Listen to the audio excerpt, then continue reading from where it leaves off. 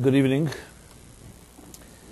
Simon Jacobson is my name, and I welcome you all to another episode of Wednesday Night Live. I also welcome the online audience, a global audience from all over the world. So please know that you're sitting here, and there are people watching this from New Zealand to Kenya to Moscow, Helsinki, and some other places that I've recently discovered. That's the magic of technology. You could be sitting here, comfort of a New York hailstorm, and speaking, and the people, Saudi Arabian deserts, maybe even in Libyan foxholes, can be listening to this. Whether they are or not is another story, but potential. The potential is there. So we're broadcasting to the world. And the topic this evening, those of you that receive, we send out a weekly class update that defines the topic and the title.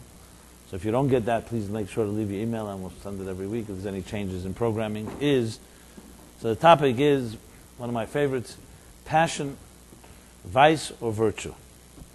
Okay, how's that? Good. The topic of passion, of desire, of the fires that burn in our hearts and souls, that anyone who's ever experienced that type of passion, the passionate fires, knows that it's a very powerful force that is all-consuming at times and can bring us to unbelievable heights and maybe like nothing else in life. When your passion gets awakened, ignited, it does something to us, electricity that enters in us that is, as I said, is unparalleled. But then there's the other side of the double-edged sword, and that is that passion could also bring us to very destructive and dangerous behavior, hurting ourselves and hurting others. And maybe fire is a good analogy, because fire is the same thing. Fire is a powerful force that on one hand, without it we can't exist. Without warmth and the light that fire brings to our lives, we could not exist. On the other hand, you get too close to the fire and you can get burned, seriously burned. The truth is, everything that has power can go in both directions. Tragically, we see that now with nuclear energy.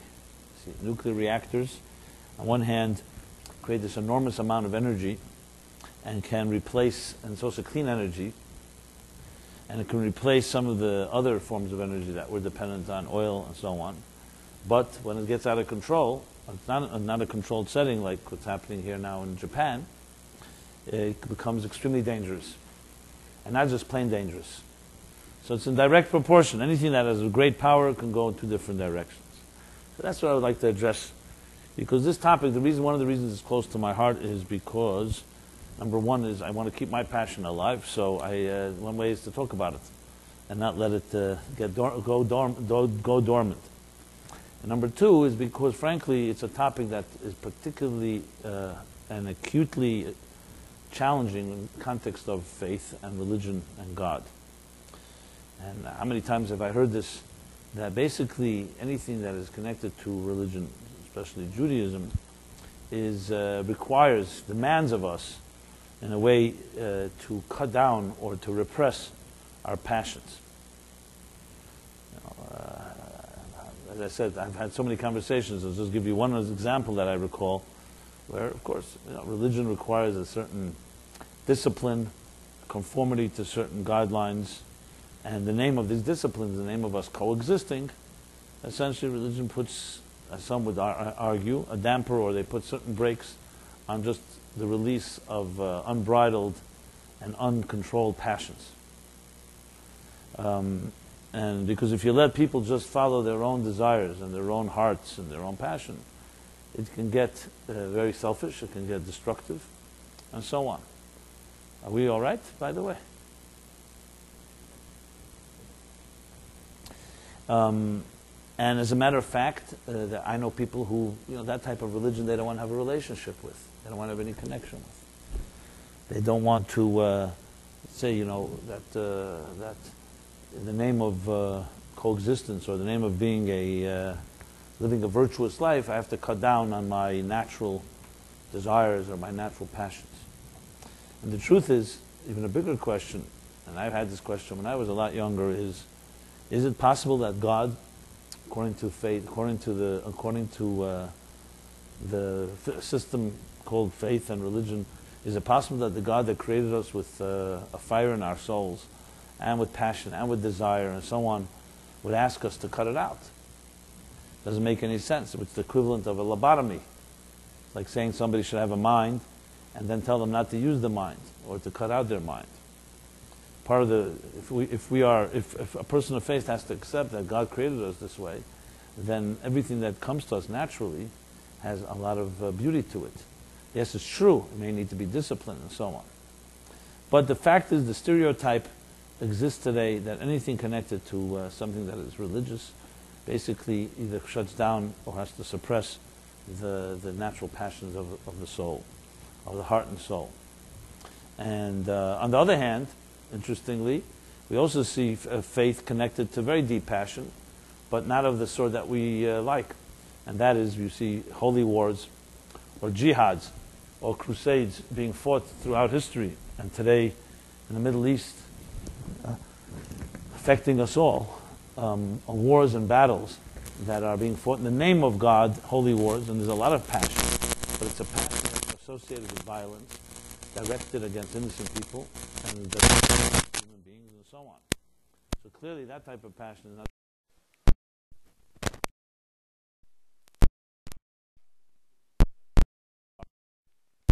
And what our identities are. And so I wanted to address it on that level.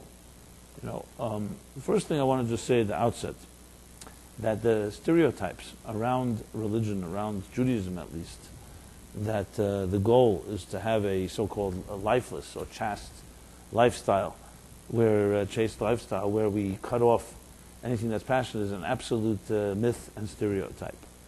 What that means is, passion comes from the soul, and the soul is a very holy and powerful force.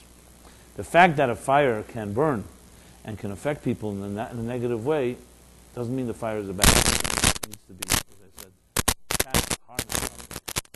So that's the first thing that has to be stated here.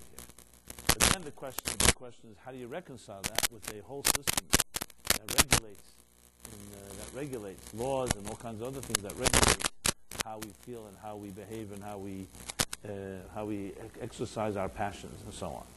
The fact is, for example, in Jewish law, marriage is a very sacred institution, and marriage is supposed to be a monogamous type of relationship.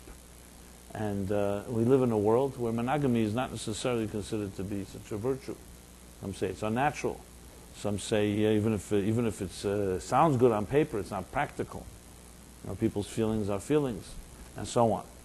So yes, some may argue that living a monogamous lifestyle is maybe healthier for the family structure, but no one's going to say it's necessarily healthier for my own personal passions. So it's a give and take. You give up on some of your desires in order to create a healthy family structure. But is it possible? Can one argue that, for example, being married to the same person your entire life can be as passionate as someone who's had many partners, many relationships? So this topic really touches upon many matters that many don't talk about, definitely not rabbis. And I think it also is part of, obviously, our whole society called the sexual revolution. Sexual revolution is considered to be part of the so-called progressive evolution of human beings, that from a point of view when we were once primitive and much more cloistered and insulated, we've come to be much more free lifestyles. Open inquiry, the idea of just releasing and freeing ourselves instead of being trapped by any man-made rules and so on. And to the extreme end to the extent that religion is considered by many to be a type of, as I said, a type of repressive force. Even those that defend it will say it's, as I said, there's a positive in it, but it doesn't necessarily mean that's the most free lifestyle. So I want to address all that in context of this week's portion, this week's Torah portion, that talks about actually the story of passion. So we have here is like this. You have here the story, we're in the book of Leviticus, the 3rd chapter, in the 3rd book of the Torah. And it talks about the sanctuary, the temple, the Mishkan. So after all the months and months of preparation and the building of the sanctuary, it finally comes a point where they are ready to begin serving in it. Now the temple was considered to be a place where you met God. It was a spiritual experience. So the story begins how as the temple was opened, the 2 sons, I'll just read it straight from inside, so we'll read it from, it says like this.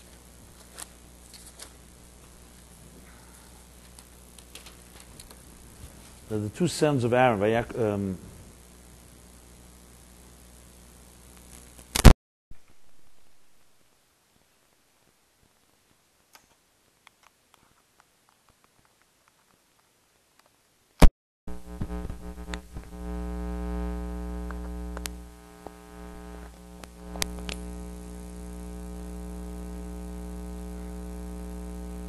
want me to test it?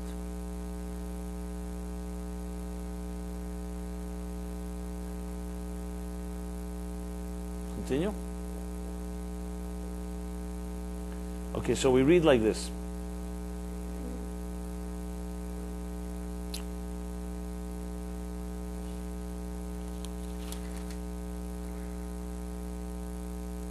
We read in chapter 10, verse 1. So it says, Vayichu b'nei Aaron, the children of Aaron. Aaron was the high priest, chosen to be the leader of the services and the offerings in the temple. So it says that the 2 sons of Aaron, Nadav and Avihu, they both took their, let's see, how does he translate? They took their fire pan. They put fire and placed it incense, and they brought an offering. But the way the Torah describes the offering, they brought a strange fire before God, one that was not commanded to them, was not commanded they do. And then it continues and says a fire came out from above and consumed them, and they died before God. This is an episode. This is the first burnout in history, literally, and volumes and volumes have been written to analyze what exactly took place here. So briefly, the story is this: these are 2 great men, Nadav and Avihu. They were very spiritual people. They were seekers. And here they had for the first time an opportunity to enter into into a spiritual state of ecstasy. So as the commentaries explain, it was in their great desire and their great passion, those are the words used, and the great fire burning inside of them, to experience something of transcendental experience. Some say actually that they even drank more wine than they should have. But however you interpret it, one thing for sure, they went in and they were consumed and they actually died. Like they overdosed on this spirituality. No one suggests that it was any foreign substances or any psychedelics, but it definitely was a spiritual overdose. And later we will read how God tells Moses to tell Aaron how to take care in the future, that when you enter into this holy place, how you should enter with a certain preparation, and this thing shouldn't repeat itself.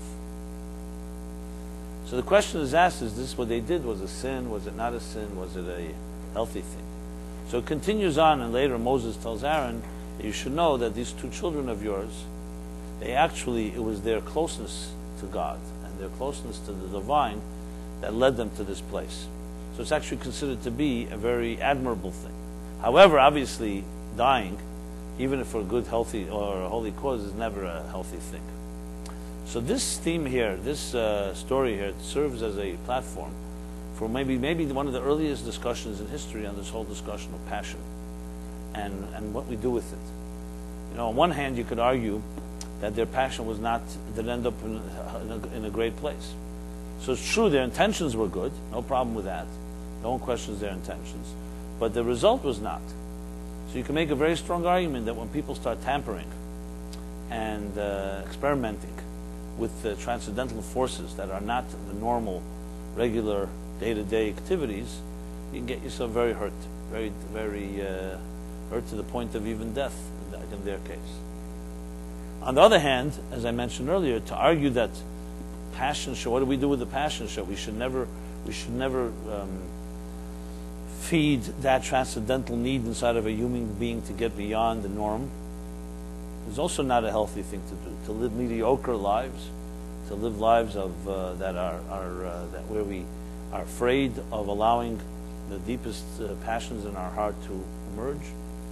That doesn't seem either healthy. So clearly, this story has a lot to tell us about this entire episode, because we're told the story, we're told what happened, consequences that took place, but also that this passion does come from a very healthy place. So let's analyze this. I think the best way to do it is to begin by simply describing it in a way that we all can relate to. Now, we human beings, each of us, and correct me if I'm wrong, have two voices inside of us. You know, most of the time, most of the day, we're preoccupied with, well, let's call it survival, material survival. What that means in simple English is we need to eat, sleep, drink, sleep, pay our bills. As a result, there's a whole bunch of activities that we must be involved in to survive. This includes the time we spend eating and drinking, the time we spend shopping and buying food, the time we spend on working in order to make the money that we can provide that type of sustenance, whether it's food or it's clothing or it's shelter. And that ends up consuming most of our day. If you added up most of the hours of today, what you did, you'll find it was mostly involved, whether it's surviving itself or the means, the stepping stones, the means to help you survive. Now, of course, as human beings, we'd like to have more than just survival, so we work to try to make a profit as well, to make more than just what we need to pay our bills. So money becomes a pursuit as well, the pursuit of money. Pursuit of money is itself quite a complex analysis. But briefly, most people would agree that in pursuit of money, number one is money buys things. So that's on a very basic level. The more you have, the more you can acquire. That always feels good. Number two, it perhaps compensates for other inadequacies. The idea that you can buy things, the idea you have power, the idea that you are honored for your money because people want your money, so they will do things for you in return. So money represents, in a way, ego. It represents power, represents control, and represents that. So money becomes a very pursuit of its own. So in addition to just plain survival, this becomes a big part of our lives. Now there's another voice inside of us that we call as transcendence. You know, the fact is, we're not satisfied and content with simply just surviving. And when I say surviving, I mean even the pursuit of everything, even abundance, even prosperity.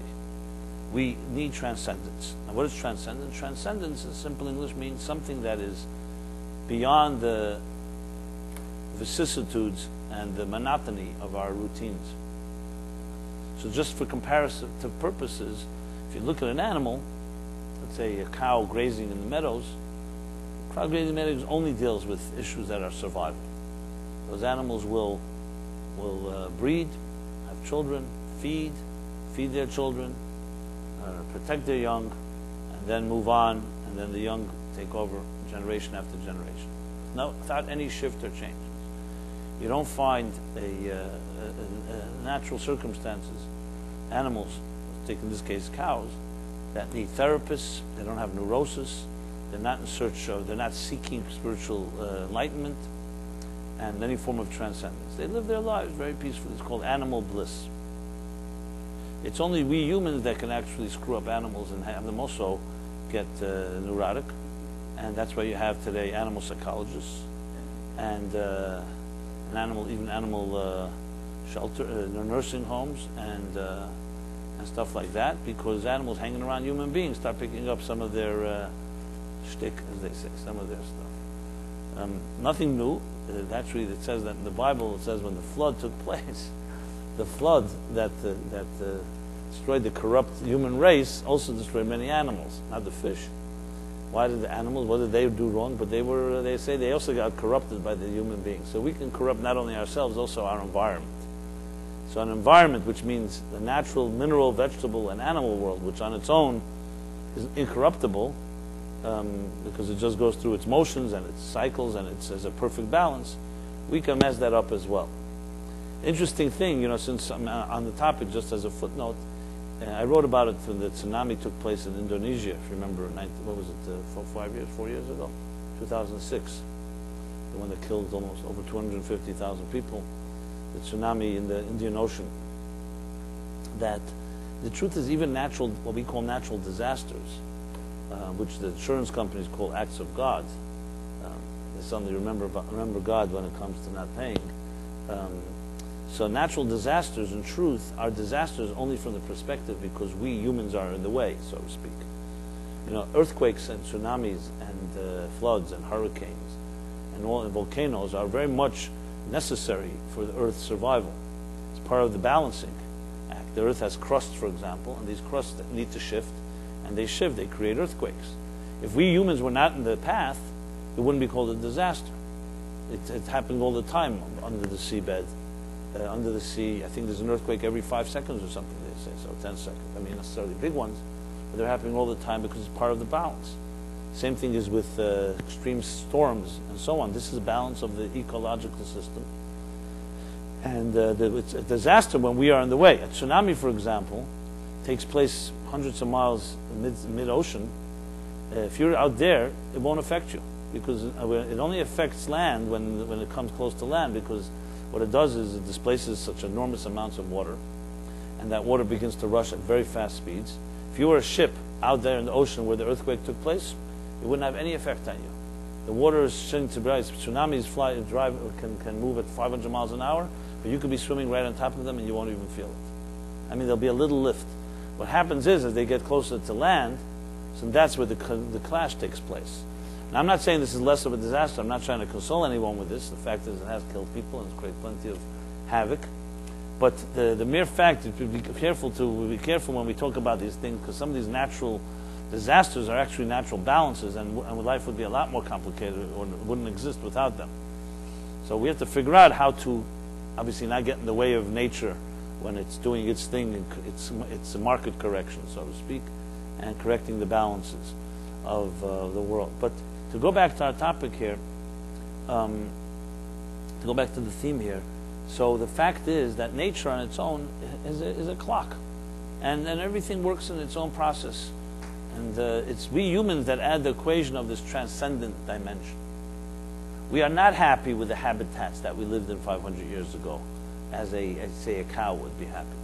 We look for better homes, better technologies, more comfortable, etc., etc. So transcendence is another part of the human being, and that transcendence demands a certain amount of attention, and that's the second voice that is very contradictory to the first voice of survival.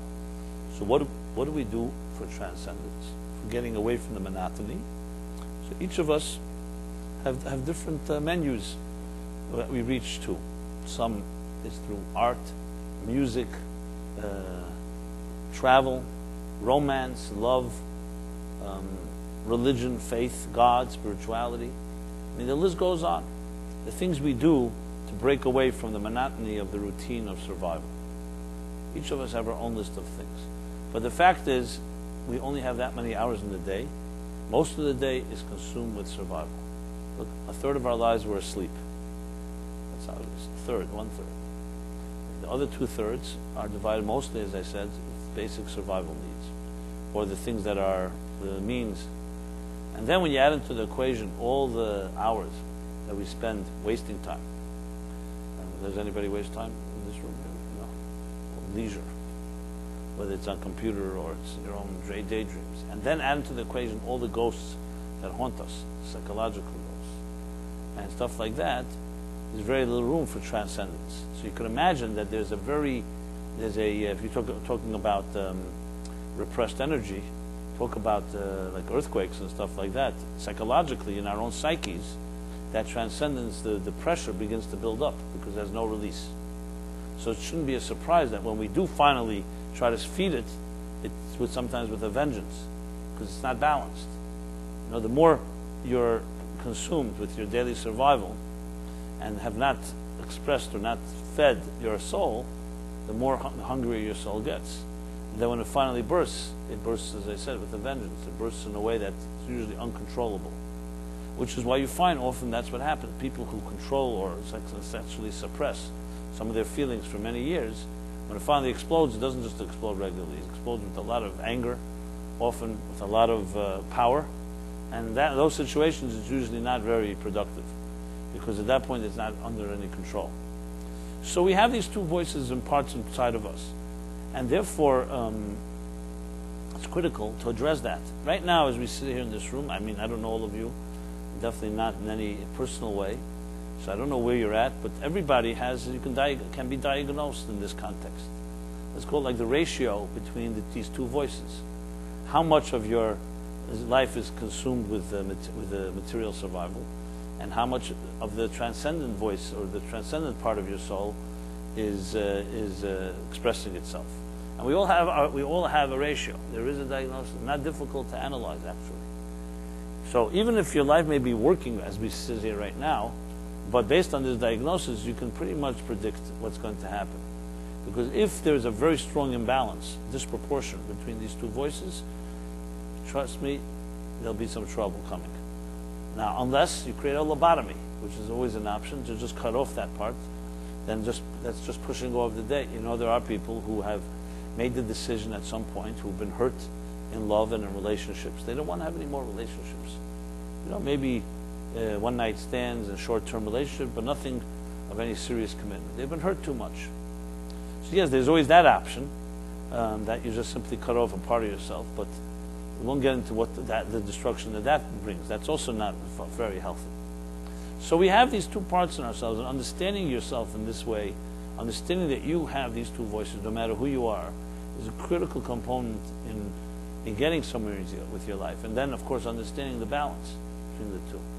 So the first step is, how do we analyze ourselves in this way? That's something, I think, if you had a conversation with someone you trust, and a blunt, candid conversation where you discuss openly what you're involved in, you pretty much can figure out where you stand in this regard.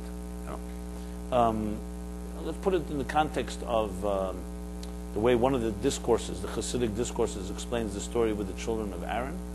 So there's the concept of, I'll introduce the concept, some of you may be familiar with. It's a Kabbalistic concept based on a verse in Ezekiel, concept of Ratzeh and Shuv. Ratzeh and Shuv. What it literally is, the verse goes like this. Ezekiel, in his vision, in his prophetic and spiritual vision in the book of Ezekiel, so there's a vision where he talks about energy, or the vision that he has about spiritual energy. So his expression, he says, V'achayis Ratzeh v'shuv. And the energy, hachayis in Hebrew is energy or life, is hachayis Ratzeh v'shuv. He sees it, he witnessed, his vision is he sees. Ratzeh means literally it runs, v'shuv, and returns. Electricity, for example, in Hebrew is chashmal. It's taken from that same verse, because electricity, if you always see symbols of electricity, is like lightning bolts. Now, when we make a lightning bolt, we always make it like a Z. What does the Z represent? It represents two poles, going back and forth. That's what a Z is. Like, when we look at lightning, we see it like it bursts out of the sky and it returns. Literally like Ratzeh and Shuv. So there's a burst of lightning or a flash of lightning, a flash, and then it returns. And we have examples for it also in our own psyches. I'll mention that in a moment. So in any type of energy, as we know, there's the two poles. There's positive and negative. If there aren't two poles, there would be no tension, and therefore there'd be no energy. When two magnets attract each other or repel one another, it's because there's a positive and negative. If the positive and negative, they will attract each other. If it's positive to positive, they will repel. But there's energy there. All energy requires a two-step process, a dual process. And to use maybe the most basic example of it, something you don't even need to study any science, just think about yourself. You have two forms of energy every moment that demonstrate this: your heartbeat and your breath. So your heartbeat consists of a contraction and expansion of your heart. As your heart contracts, then it expands, it pumps blood. We all know this. Now, you could hear your heartbeat when you're running quickly for that reason, because it's pumping quickly. Your pulse, it's a pulsating energy. It's a contraction and expansion. All pumps are built on are basically artificial hearts in a way. A pump, you have to contract in order to expand. Well, take a bow and arrow. You want to shoot an archer shoots an arrow. you have to pull back. The farther you pull back, the farther it can fly. This is a common. The second is breath, exhaling and inhaling, which is very much like the cycle of our heartbeat. All electricity, all energy is the same idea. Now, psychologically, what is it? It's a form of, we call it tension and resolution. Tension and resolution. When a person has a balanced life, they have a healthy measure of angst and tension, and they have a healthy measure of resolution.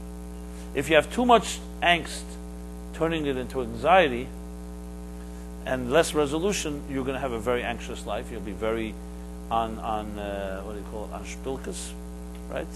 On pins and needles. You'll be very constantly restless, and so on, to the point where you need resolution. You need some resolution.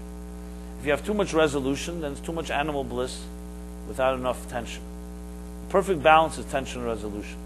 Just like in a heart, if the heartbeat would only have one without the other, God forbid, it would not function. If it only contracted, in a sense, like only tension, and there was no resolution, expansion, that would not be good. Right? You agree? And or the other way around, if it was only expansion without contraction. The same thing with breathing.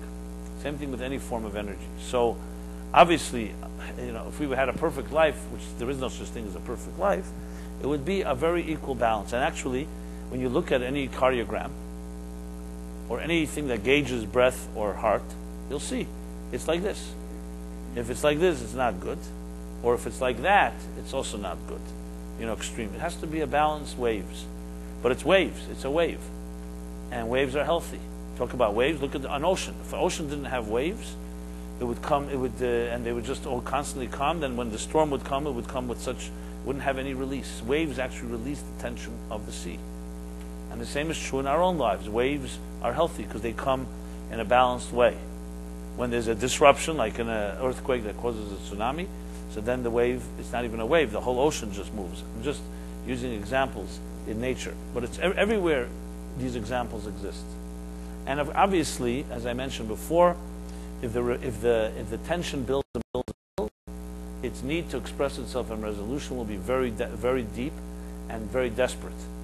That is, if you could put it, I don't like to simplify things, but if you're able to create an equation that is, if you want to have the breeding ground, and you want to know the warning signs of an addictive personality, when will a person who can become addicted to something become addicted? You make the tension high enough and the resolution low enough, you have the breeding ground of an addiction. Now, what addiction it will be, it can be all kinds. It can be a physical addiction, like to drugs or alcohol. It can be sexual addiction. It can be pornography addiction. It can be addiction to gambling. Or it could be addiction even to religion and other things. It's always when there's going to be a deep imbalance, the need. This doesn't mean that everyone that's very, very tense, has no resolution, will become addicted. Because as I said, there's always another option. Going into such a funk, such depression, that you just become a zombie. It doesn't mean that you resolved it. It just means that you have withdrawn. So it hasn't resolved anything. It just pushes off the day. So basically, if you really analyze us, each of us, we work. There's a certain system and formula there that is undeniable. We all have these two voices, and we all need this type of tension and resolution. Nobody is immune. Now, there are obviously personality types. Want to ask something? Yeah. So help on the topic. Yeah. Oh, it's definitely. So would you say that addiction and depression is sort of like two opposite ends of the continuum? Yeah, that's a good. Yeah, I would say that there are two ends. Again, these things, there's a lot of gray areas and so on. You could have someone that's addicted and also very depressed. You could have someone that's not addicted and not depressed. So I mean, there are many variations here. But yes, let's put it this way. Simply put, if there's a lot of tension in a person and there's no resolution, either the tension takes over where they breaks down their spirit, and that usually leads to something that's depressing or very withdrawn and living on that type of level. Or the other extreme, that they will do something very dangerous and destructive to satisfy that tension, to resolve that tension. Whatever it is, they'll be desperate. It's like, I mean, in the practical sense of it, let's say you're parched and you haven't drank water for a long time, and you're desperate for thirst. You're desperately thirsty. Most of us are not going to allow ourselves to die from thirst. We'll drink something, but we may drink something that whatever comes our way that may not be that healthy. So, so that's usually the. But I qualify because I don't like to define it in black and white terms completely, because there's a lot more complicated than just that. But there's no question that if you want to simplify it to the root, remember the root of the issues, it all begins with some type of imbalance there.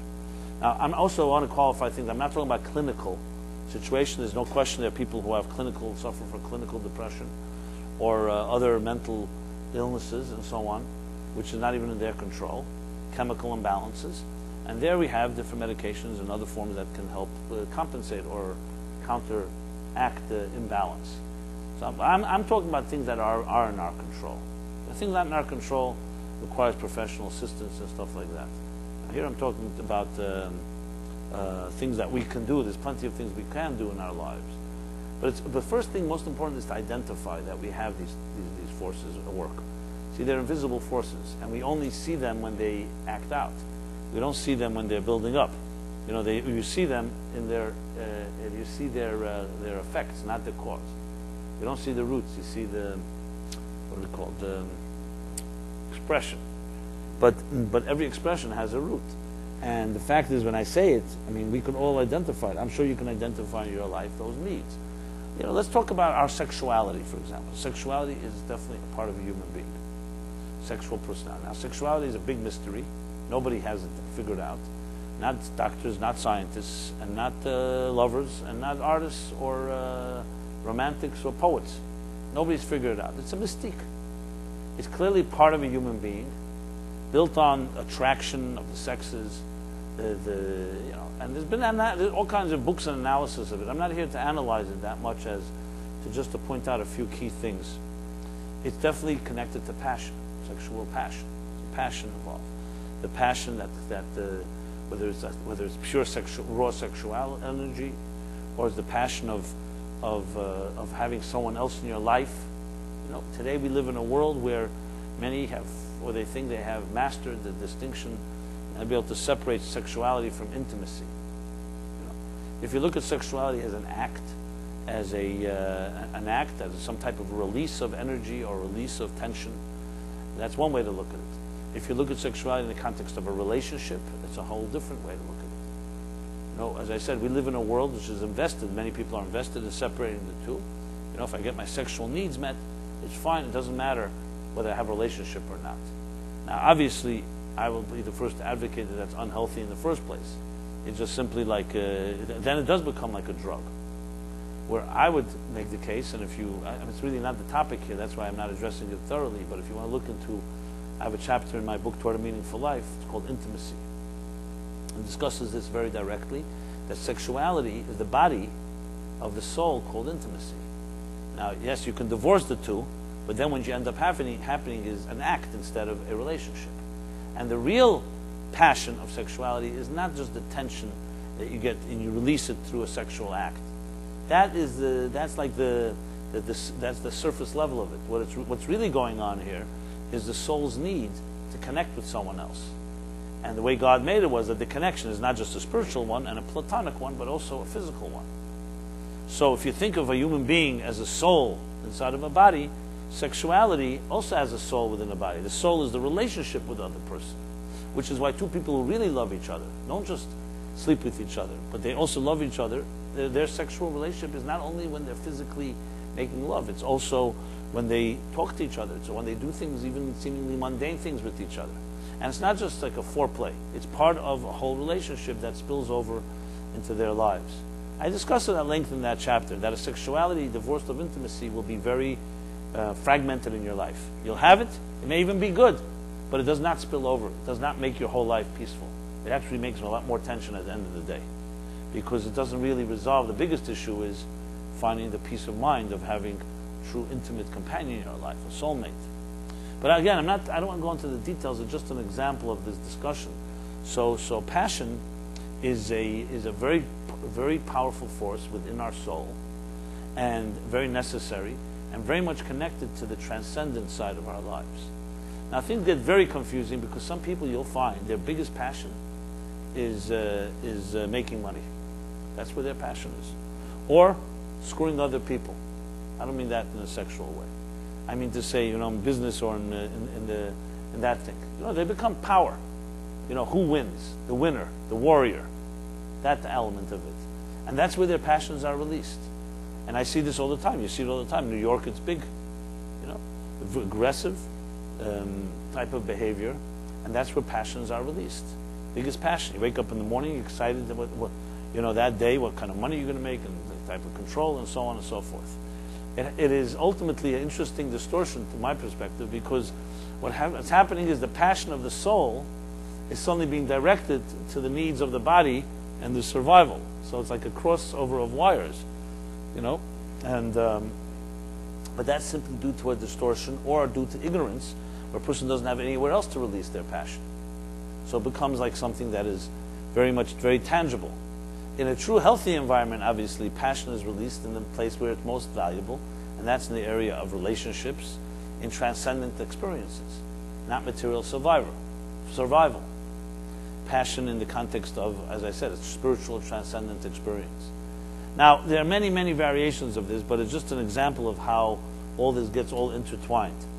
Now, when it comes to Nadav and Avihu in this chapter, so they had definitely a very deep level of rotzei. They had a very strong tension, a very strong need, and hunger and thirst for a spiritual experience. There's no question. You see that clearly in their behavior. And as soon as they had the first opportunity, without thinking, they ran right into the Holy of Holies and brought their offering. But as it says here, they brought a strange fire, one they were not told to do. Interesting expression, strange fire. It doesn't say it was evil fire. It doesn't say it was a crime. Strange. Strange is a word strange is a strange word, right? Now, how do we define strange fire? Strange fire means alien fire. It's a fire that is strange to them. In essence, if you think about it, it's actually brilliant, an insight of how we experience transcendental experiences, and that is, ultimately, I remember the radio show. I never forget it. Philip was my partner there.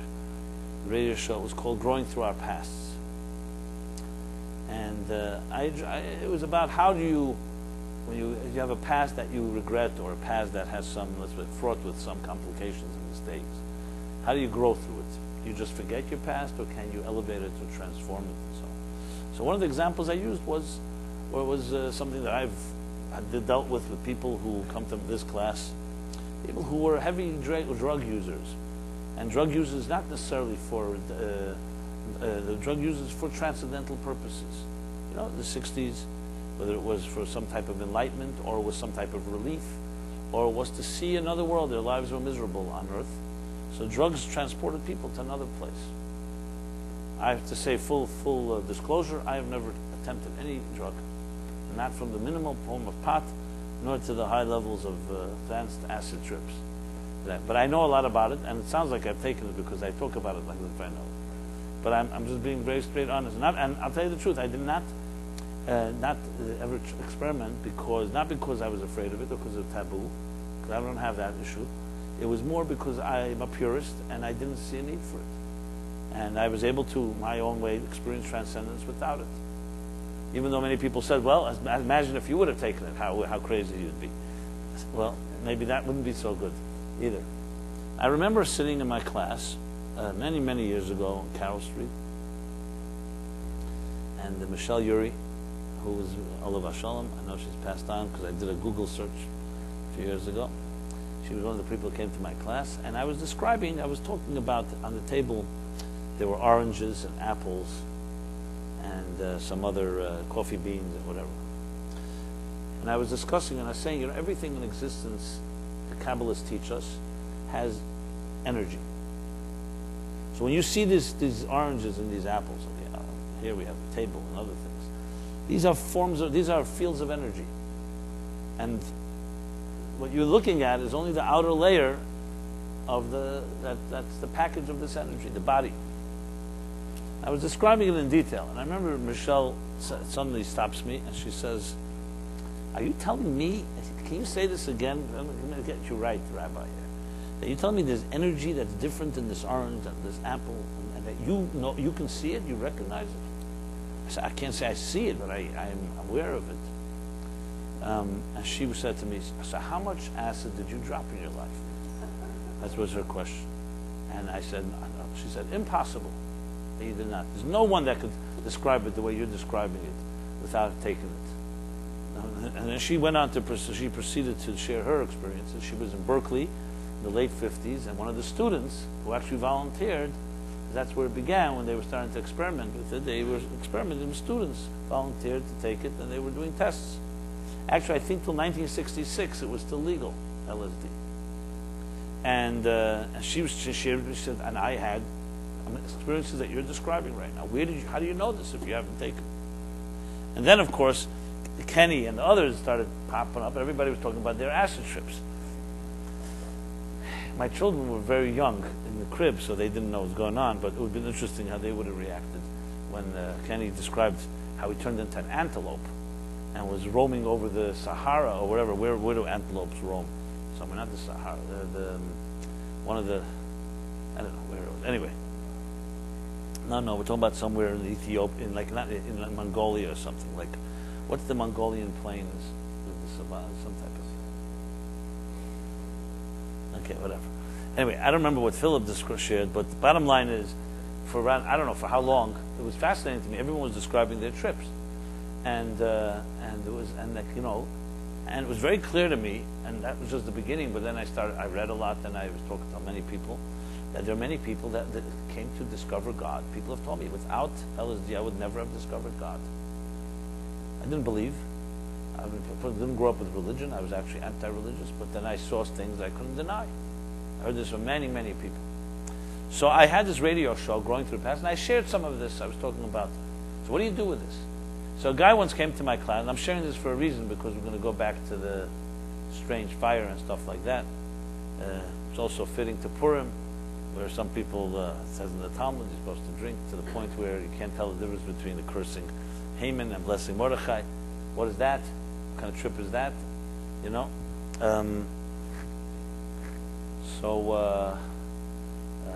Zalman Schachter of Boulder, Ohio, tells me that he once called up the secretary's office of the Lubavitcher Rebbe, who he had, and he asked for a bracha, a blessing, for the Messiah Teva, which is for a good trip, for a good journey. And the secretary said, "Where are you going?"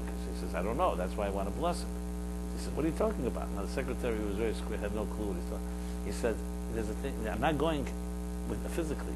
I'm going to take something. I want a blessing for a good." He says, "You're crazy, Reb Zalman. Go to a doctor. You don't need a blessing for a good trip. You need a blessing for a full shleim."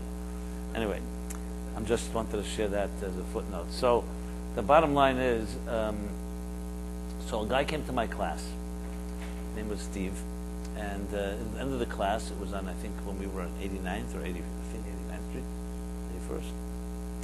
And he is like somewhat a little, let's put it this way, he was a little high, something. And at the end of the class, he's like louder than usual. You know, the volume goes up a drop. You could tell someone's not on the same decibels. And he says, "So Rabbi, tell me, I grew up I went to yeshiva. I dropped it all when I was 17, 16, whatever. I went off to LA, and I finally discovered God through LSD. And tell me, so." And then he said that he had dropped all his Judaism, but then he was once on a plane ride going back to New York, and he heard in the back of the plane there was a minyan, a group davening, praying, and they were saying some prayers. And he says, up there I was like, floating, and I saw the clouds trembling, and the colors, the rainbows and all that. And he was having his visions. And I jumped up, I put on tefillin, and I davened with them, and I saw the celestial angels and the whole thing. And this brought me back to my Judaism. Now today I put on tefillin, I keep Shabbos again. So what do you think about that? LSD brought me back to being a frum Jew. And everybody was looking at me, So of course, after the prerequisite joke, I said you should go to, I'm not a rabbi that gives hashgachas and hechsherim, which means, kosher certification. You should go to OU or OK Labs or whatever it is, and maybe they'll give you, I'm not But after that, I said the following. I said, very good question, and I like the question, excellent question. But we have a concept called, in Judaism, you throw out the peels and you eat the fruit. And I said, imagine somebody is in an accident, and they fall into, God forbid, a terrible, deep coma. And all the interventions the doctors attempt don't work. Until one doctor says, let's give the guy a massive dose of drugs. Maybe it'll shake up his system.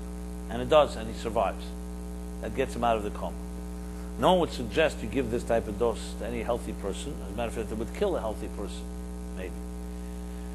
So I have to say the following. I don't know God's mysterious ways. Everyone's on their bizarre journeys. It could very well be a very mechanical and robotic and brainless religion that you grew up with, turned you off, and you needed some type of wake-up. You went to a spiritual coma, you need some wake-up call. Some people found it in India, others found it in some mushrooms, others found it in other chemicals.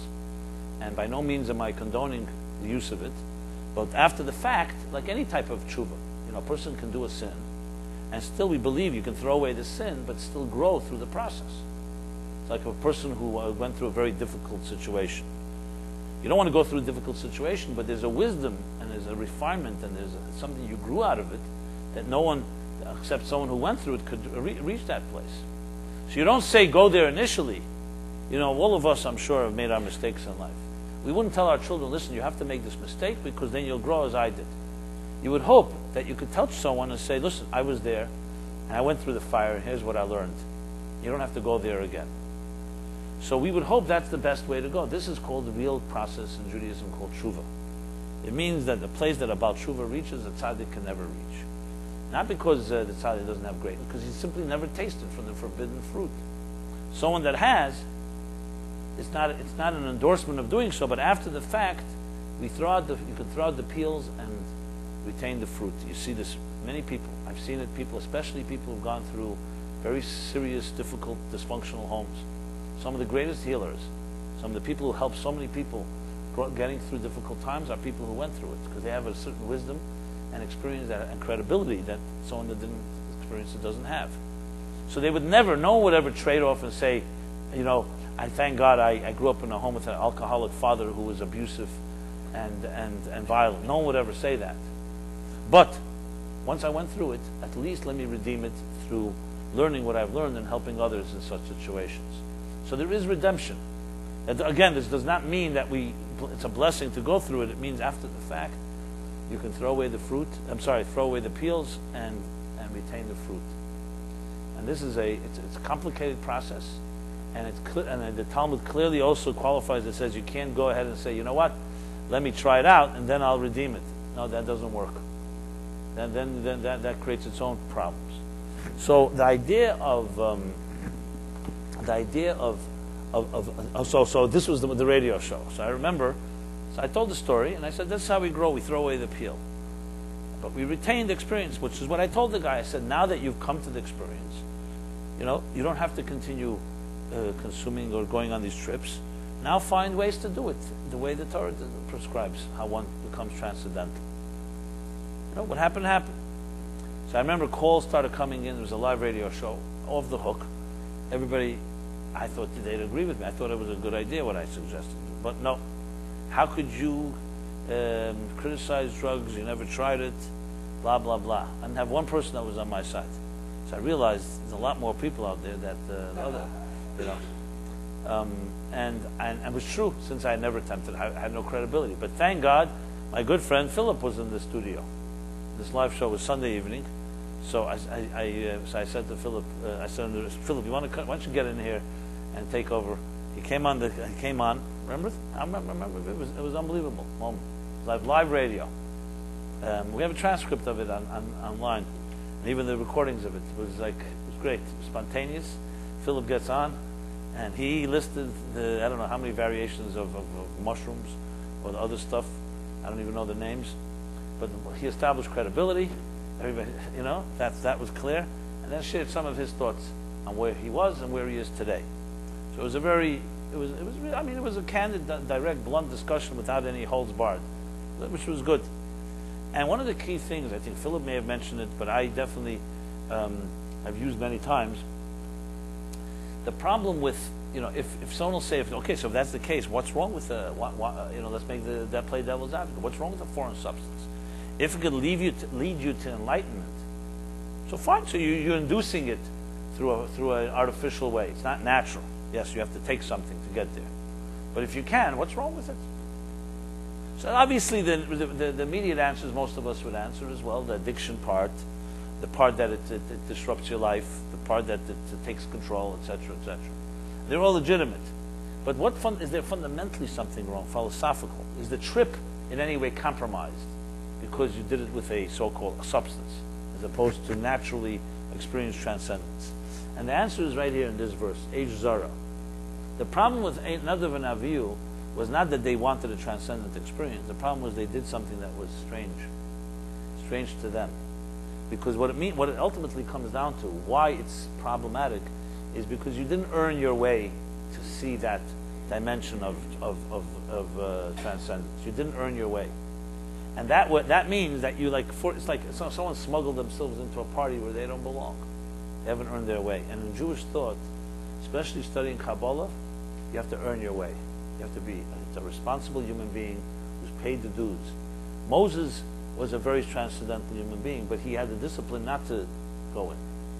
He went up on the mountain, and he knew how to balance it. And when he wanted to see God's face, he asked to see it. He didn't force his way in. And when he asked, God said, "No man can see me and live." So there is a process.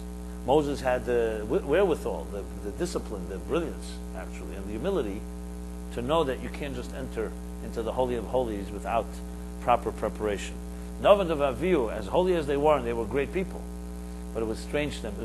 They were like strangers. That's why the fire is fire, but it's strange to you, not yours. You don't own it, and to own it requires work.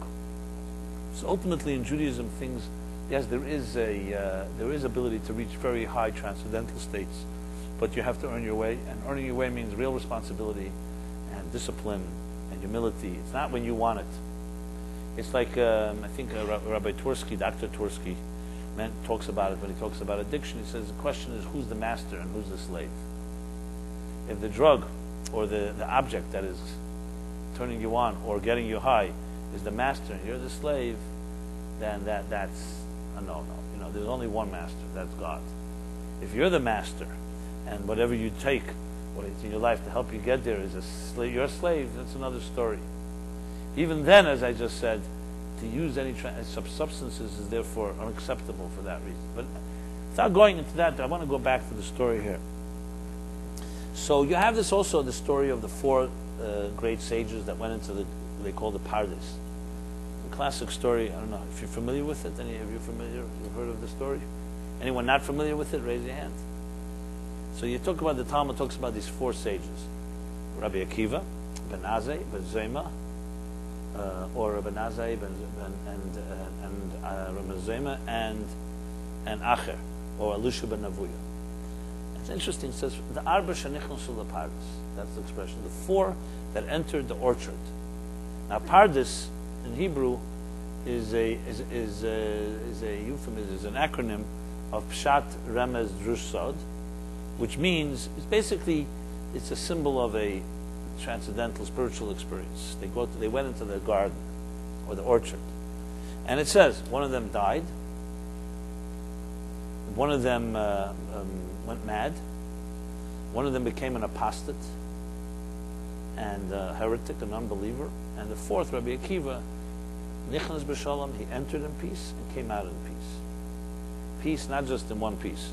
Peace also, P-E-A-C-E, Shalom, wholesome, full, complete.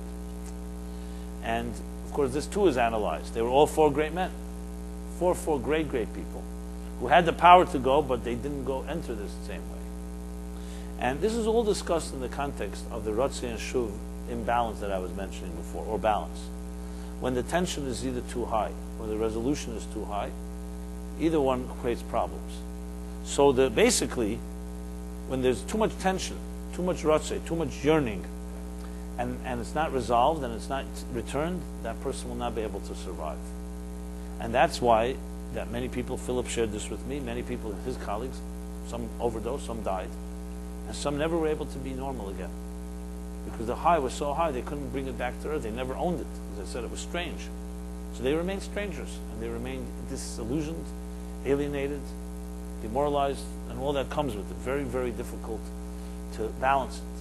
The question is, can you have a high transcendental experience and also live a normal life, a daily life where you are dealing with survival and building a family and a home? Judaism actually teaches you can do the two only when you have that balance. So passion is absolutely the domain of the soul, but it's a force that is, like I mentioned earlier, uncontrolled fire. That if it's not channeled properly, it becomes a strange fire, and it's all-consuming. So here's the real challenge. We are not talking about shutting off the passions or shutting down the fire. We're talking about keeping it as alive as possible, but at the same time, allowing it to be a productive force in your life. How can you do it too? As I said, logically, you'd say, you know what? I could understand someone who chooses the passion, but has to give up some of the grounding, living a so-called a mundane life. Yeah, there are people that live that way. Others can understand the other extreme. I'll live a more or less survival mode, and I have to give up some of my passions, or many of them. Those two approaches make a lot of sense. Even in spiritual systems, you could define these two approaches as let's call it the ascetic, a monastic lifestyle. There are people who made the choice to move to the mountains, or you find this a lot in the Far Eastern disciplines, where basically the high point is someone that isolates or secludes themselves like a monk lifestyle, and spends their life in a state of enlightenment, seeking enlightenment, searching enlightenment, and spending their life. And in many ways, it's very admirable when you meet people like that. They're refined characters, what they focus on, not involved in the rat race, not involved in competition and all the forces that the Western world, you can say, is involved in, and so on. You may find it admirable, nice place to visit. You may not want to live there, but it's a nice place to visit, and it has a certain appeal. Especially when you live in this world, a cruel world, where yes, you may be winning, but one day you win, and one day you lose. So it's a merry-go-round. It's a wheel, and it's and there's a lot of anxiety involved. That type of life has a certain peace to it. You know, it's about you and God finding your purpose. But it would make sense if you do that, you really can't live immersed in Wall Street, in the market world. Unless the other extreme, as I just mentioned, where you're immersed, and transcendence and passion has to be somewhat minimized. I will just say the following, before I give you the third option, which is the Jewish option, that we all, when you talk about root of problems, the root of most problems in the Western world are this imbalance. Because you can't shut down the passions, as I said. So what happens is, most of us in the Western world have to then release the passions, but we release them in a Western style way, which is through instant gratification. That's why sexuality becomes divorced from intimacy, because we want to live in the rat race. We want the world of money and power and delights and the luxuries and prosperity and all those freedoms that come with that. You know, basically what do we call it? A glorified version of what was once called mundane survival. We want it to look much more than just survival. So it looks great, you know. Wealth ultimately is just, not just you have enough money for survival, you have money to survive for the next million years, in case all else fails. So it's a glorified life called a life of indulgence. And many, today, with all the freedoms we have, you know, the sky's the limit. You could have 5,000 cable channels. You could have 10,000 cable channels probably at this point, right? And you can keep yourself very, very busy, entertained, and so on and so forth. And you see it from the amount of leisure time, downtime, look how much free time we have. What happens, however, with the transcendental power? So what happens is our passions become released in instant gratification, in short bursts. And it's not a surprise, actually, why a casino is such a big turn-on. for our world because it satisfies everything. It gives you that high quickly, without any preparation, and then you can go back to your life, so to speak. You spend the night in a casino. I've tried this just to see the taste of it, and I see how people change. You can study people's faces and see. You come into a place like a playground, but it's with real money. They make sure, of course, that you think it's play money, and everything turns into chips. The cash disappears very quickly down the slot, and you're living in this bubble of an illusion. But there's the high. Maybe you'll win, maybe not, and so on and so forth. I'm not getting now into the addiction part of it and gambling part of it. I'm just talking about the thrill. It's a place of thrills. Very, very addictive, unbelievably addictive. Because it satisfies the need for a high, but it fits into our modern world, in our Western world. The same is true with sexuality without commitment. It's also the dream of many people. I could have my sexual needs met and I have no commitment. Similar idea. And the simplest truth is any type of thrill of that nature that creates a fast high, an artificial high, whether it's through food or drink or through drugs or through the other forces I just mentioned, works very well in this world because that's how we keep the balance going. Now, I won't get into what kind of profile of human beings it will lead. If you want to know what kind of human race or what kind of culture or society it leaves us, look at our children, look at our relationships, look at commitment. All that becomes the victims of a lifestyle like this because it's a complete imbalance. It's basically mostly focused on survival and the mundane material success, let's put it that way, and with spurts of these type of satisfaction or fulfillment that satisfies the other side.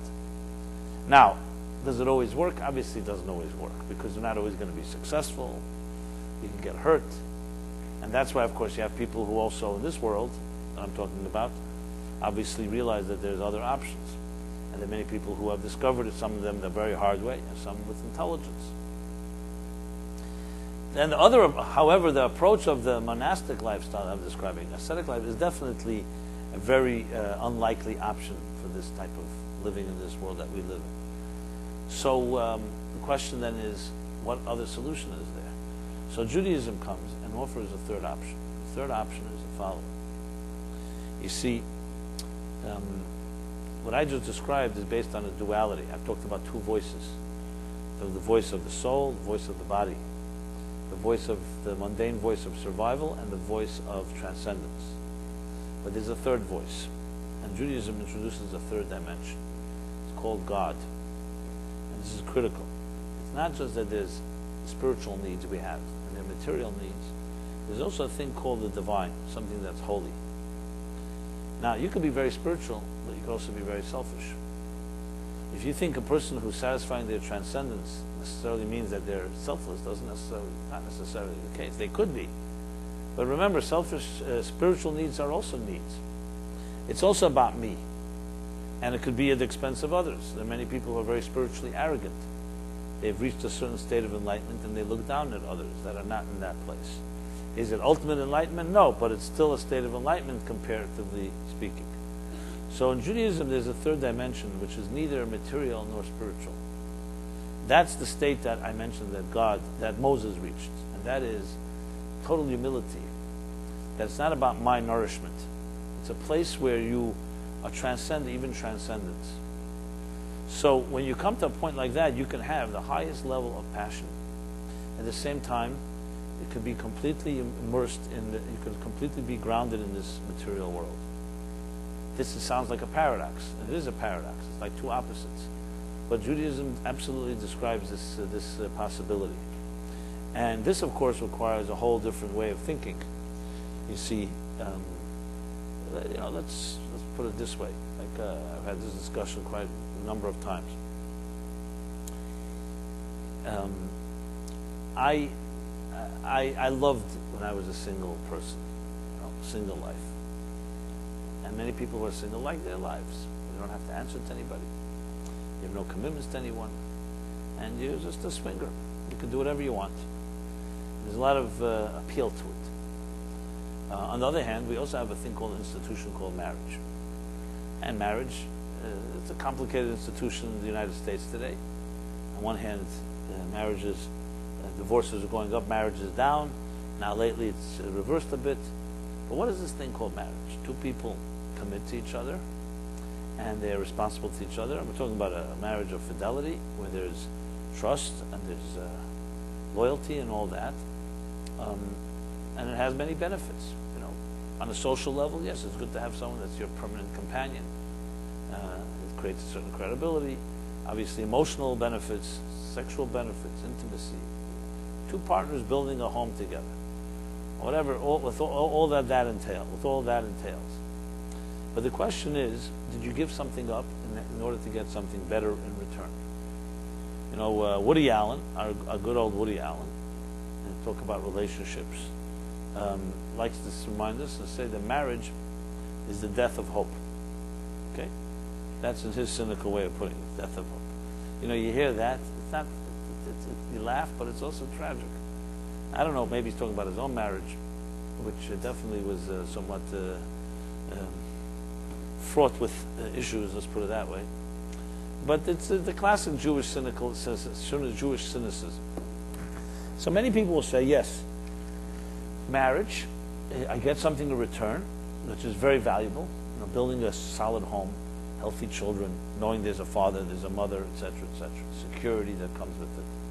But to say that I still can have the passion and the energy and the flowing fire as I had when I did not have this home and family, can't compare it. It's just a trade-off. You know, maybe it's the trade-off of maturity versus immaturity. The same can be argued as I open this class with religion.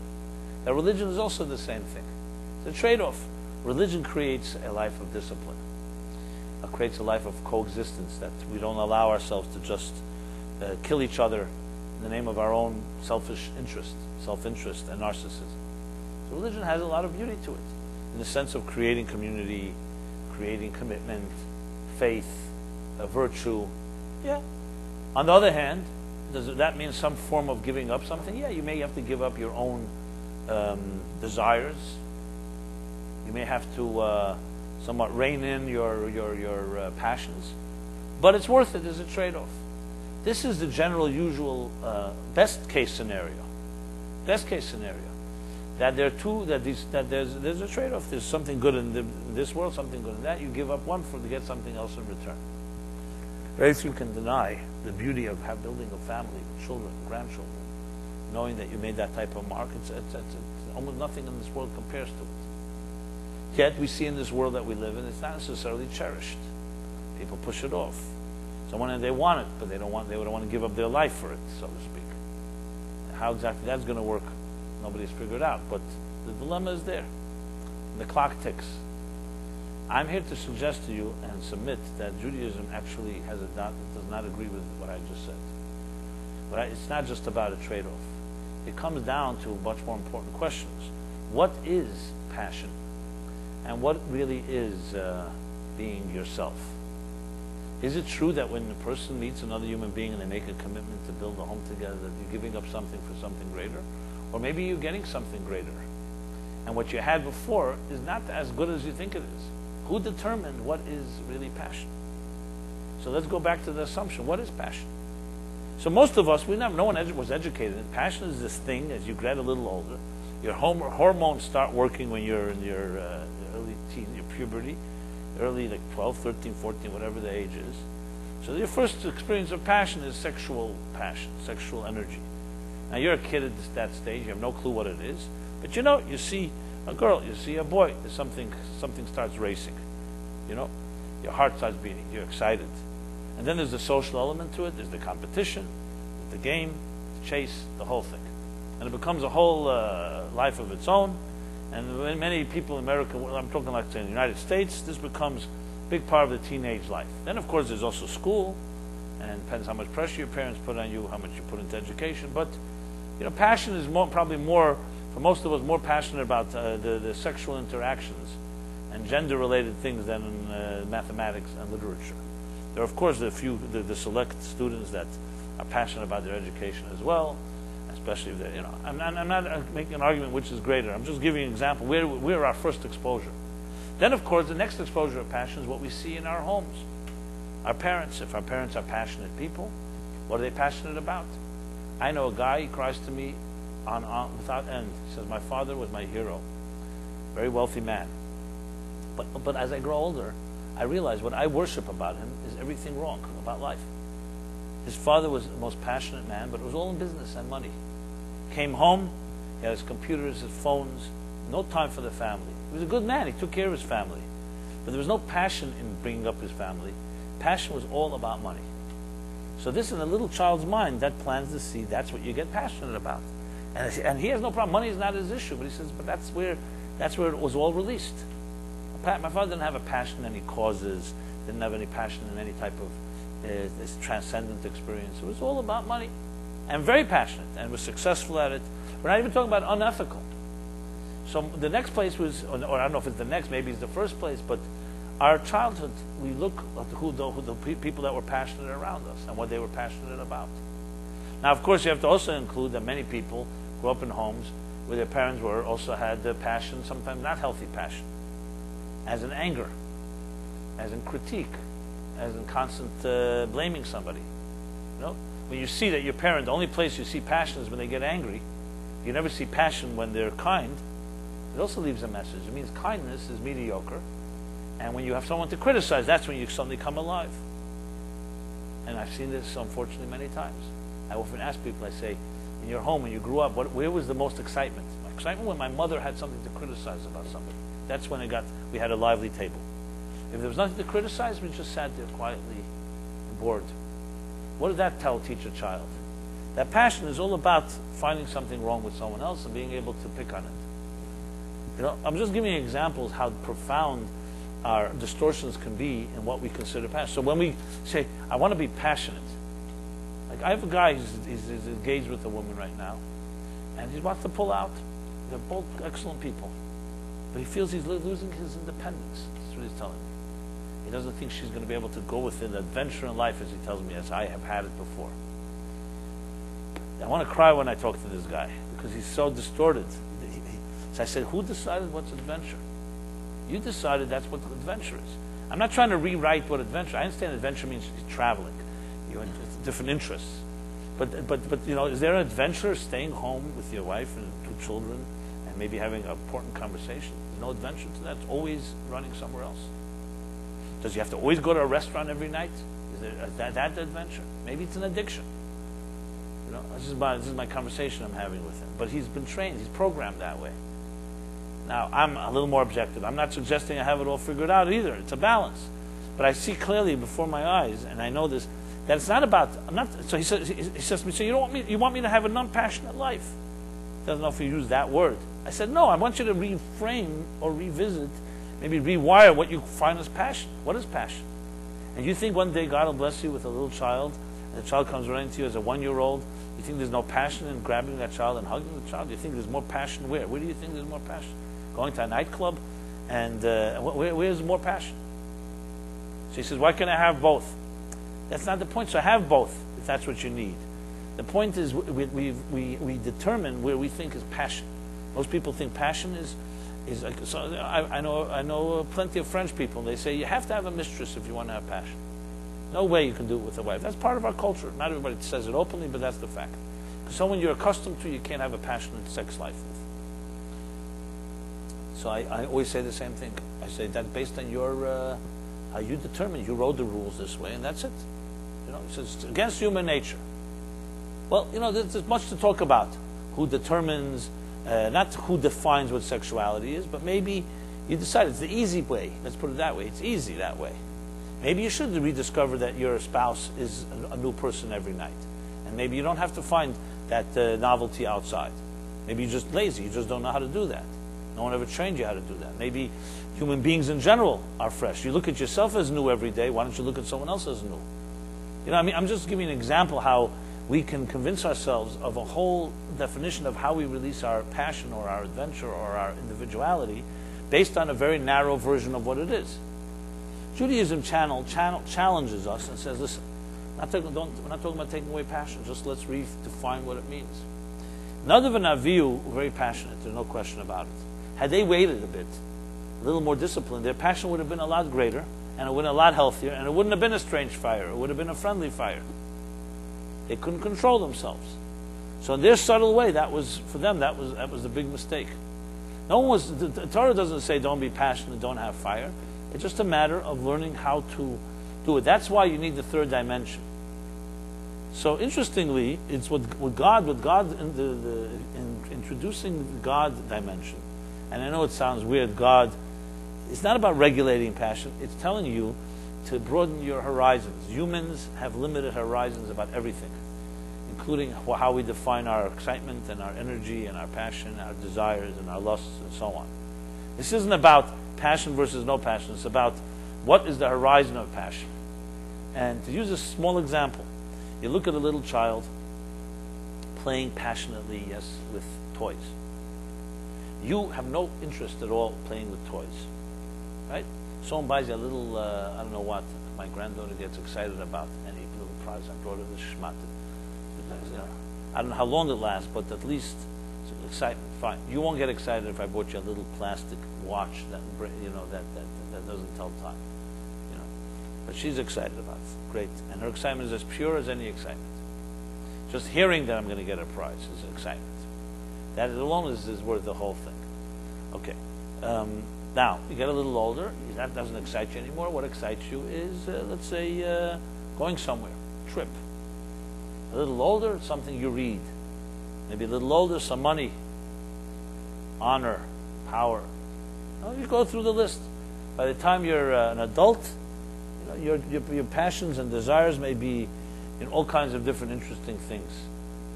Now, is there really a difference between the child's passion and the so-called adult passion? Now, I know it's like almost an insulting question. There's almost no difference in one area. There's a difference in one area that's very big, and one area there's no difference. On the level of the child, her or his excitement is complete. On the level of adult, the excitement is complete. The difference is in the object of the passion, the object of the desire. So for a child is a little schmat, a little nothing is good enough. For an adult who recognizes that it's worthless, it has to be something with a lot more value. Whatever it may be. I'm not even getting into whether healthy or unhealthy. But is the passion itself different? The passion of the person. And if a person who's 20, 30, 40 years old and loves making a lot of money, has power, has a passion and excitement in whatever their sex life or whatever it is, and then side by side you see that person in contrast with a person who loves doing favors for another human being, who's dedicated their life to helping others, and it gives them deep, deep satisfaction. And they do it passionately. Who's the more passionate person? So if you're very narrow-minded, you could say, you know, passion is defined by what a person, you know, if I see them, if I see a lot of movement, that means there's a lot of passion. That's not true. They're passionate people who may not be moving a lot, but they're focused in their area, and they're very excited about what they're doing. The difference is all about the horizons, about what we've defined is the release point. What we've defined is the channel, or the platform where we're expressing the passion. So here is, you know, because of time limitations, I can't go through a whole discussion now. How do you, what are those other broader horizons? But the first step is you have to realize that your horizons are not etched in stone. As soon as you're ready to acknowledge that, you'll see other horizons open up. This was the secret of Moses, and this was the secret of Abraham, and the secret of really passionate people, who not only were passionate, but they actually changed the world with their passion. It was not selfish at all. It wasn't based on their definition of it. They began seeing it one way, and then they learned a new way. You know, just to show you with Moses how brilliant, how his journey was. When God first appears to him in the burning bush, it says Moses covered his eyes, didn't want to look. Later, when Moses wants to ask for forgiveness for the people after they sinned, he wanted to see God's face. So God said to him, when I wanted to show it to you, you didn't want to look. Now, when you want to see it, I'm not going to show it to you. So the question is, what is God playing? Is this like a child's play? You know, like when I wanted to give it to you, you didn't want it. Now I'm not going to give it, you're going to get it even. No, God was telling him a very powerful message. When you want it, it's not when it happens. It happens when it has to happen. And that the deepest experiences in life are not when you try to acquire it and control it. Whenever you talk about love and real passion, real passion. I'm talking about the real thing. It comes when you let go. As soon as you want it on your terms, you'll get it. But it'll be a very limited version, and it'll be a very short-term version, and it'll be one that's temporary. Whereas when you allow it to emerge, then it comes from the soul. That's again the same thing what I said before about strange fire. If it's based on what you want and your needs, you'll get a limited version of it. If it's based on what the truth is, then in a sense when you let go, that's when it emerges. You'll find this in every true passionate person whose passion is not destructive and is not just instant or self-gratification. It's based on real things that last. You'll find always this formula, always, without exception. So, as we come from Purim, which is a passionate holiday, and we go to the days of Passover, which is another passionate one, in different ways, it's a time to look into our own hearts and souls. What I can tell you is this: you have inside of you unbelievable fires burning. You probably get a taste of it here and there, and I'm sure it burns you once in a while too. But the key thing is, and this is what I want to share with you, is that you don't have to be limited to what you have experienced till now. You have the opportunity to experience new dimensions in yourself that you have not yet seen. If someone told me that, I'd be very happy to hear that, because it gives you hope. It means that even though things sometimes seem hopeless or difficult, or I don't know how to get out of this place, to tell you that you have other options is a good thing to hear. And you do. So hopefully what I'm sharing here this evening is at least a catalyst. You can't solve everything in one night, and if I did, it would be not a good sign either. It would be another instant gratification. It has to be a slow process. But the first step is shaking up and challenging yourself and your assumptions about what you're capable of. I have no doubt that the soul, when it's released, it can be more passionate than anything you'll ever imagine. And yes, it can be connected to commitment and connected to a grounding that also creates beauty in this world. It doesn't have to be just a fire that consumes. The challenge is, the most difficult part is you and me, what we're going to do with this. Unfortunately, most of us will go back to our regular routines, and even if at times we might remember that there are more options, our routines are very powerful. Don't underestimate the routine, because it controls your life. Tomorrow you got to go to work. Everybody's got their schedules. Everybody has their habits, the things that you just don't see yourself ever changing. Well, I cannot suggest that you could just go cold turkey and change everything, but I can suggest that if anything you've heard here this evening resonates, you should take that kernel, write it down, and try to create something with it tomorrow. Because the key thing is going to be the follow-up, how you can take an idea and address it in a way that can open up new, passionate channels. And please see me as an ally here. If any of you have questions, or you want me to, or you need help in doing this, I'm more than happy to help in doing this. I consider myself a passionate individual. Let's put it this way, and I know the dangers of it too, because I've also tasted, as all of us have. We all had our negative experiences, but I've also seen passion in very powerful, holy, healthy ways. And it does come down to choices. When you fill your life up with passionate causes and activities that are very constructive, it really leaves very little room for trouble. That's the bottom line. So sometimes it really comes down to that. It's just crowding out the troublesome energies by pushing in positive ones. So I make, as I've shared many times, one of my tricks is I fill my life up with commitments that are very passionate and very excited about, but don't leave room for anything else, and I'm stuck. I can't get out of it. I have no time to start experimenting, so to speak, with unholy passions. And not that I have necessarily a particular temptation to do so at this moment, but passion is passion, and that's a challenge. So don't be concerned that we have challenges. And I would like to bless you all that you should find your cause that is real passion, that you wake up in the morning and go to sleep and say, man, this is what I want to do with my life. And it's positive and constructive and feeds you and feeds other people as well. That's my short blessing to all of you. You find that, your whole life is different. So, with that said, I want to, announce that this class is dedicated in honor of Dan Ben Nochem, Dr. Donald Keith Adler, dear father of the beloved father of our dear friend Elisa and her family. So dedicated in his honor. This is 35th yard site. Time passes, but we remember that all of you should only have good, healthy. Your parents should be healthy forever and ever. But myself, lost my father a few years ago. Actually, my mother doesn't like when I say lost because she says I know exactly where he is. But passed on.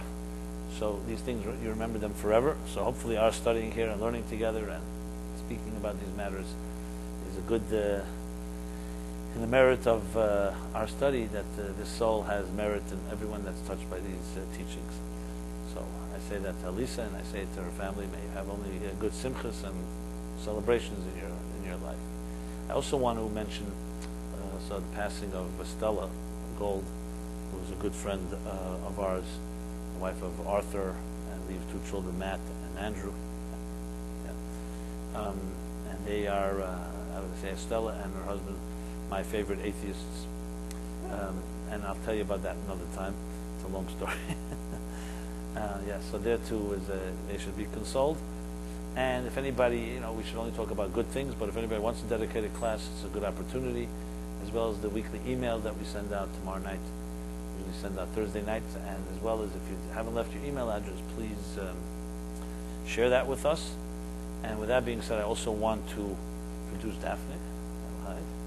Who's been helping us. If anyone needs any assistance, the Meaningful Life Center, a wonderful soul that is just a great person. And as well as Velvel, who's focusing there on the laptop. And Jeff, thank you for all your work. And finally, let me say, there's no finally, Philip, good colleague, I mentioned him before. He helped me out in the radio show, many other ways. Philip gives a class every Thursday night, so tomorrow night will be his class at 7 p.m. Speak to him and give you the information, the details. And I want to announce as well, but I'll give it to you more in details. Next 2 Wednesdays, I will not be here. I am taking a trip. No, not that type of trip. I'm actually, it's a physical trip to another part of this earth called Sydney, Australia. So if any of you want to come with me, welcome to come. But so I have to still figure out what we're going to do the next Wednesday and the next 2 Wednesdays. Maybe we'll have a replacement. Or I think maybe I may even do is maybe I'll do a recording and broadcast it, like that. But let's put it this way: you get the emails, we'll send you a notification. I'll think about it. I have a few days to think about it, and I just wanted to tell you that I won't be here physically, but I will be back after that. I'm actually leaving Wednesday. I'll be back on Monday. Yeah, so I'll be back in the Wednesday before Passover, basically. And I'll miss you. What can I say? So, everyone have a very passionate week, a passionate 3 weeks until I see you again. And I welcome you all again, all those that came first time to come again. You're always welcome. And anything we can do to help you, speak to Daphne, you can speak to Velvel, myself. Especially since Passover is coming, if anybody wants to have a passionate Seder and a Passover Seder, if you're looking for a space, I could help you with that as well. I may invite you to my home if that works for you. So just let me know, or speak to yourself as well. And in any other way, your spiritual journey, we're here for you. And again, please leave us your email if you haven't done so. So everyone have a very good evening, and as I said, a passionate week and a passionate life. Thank you.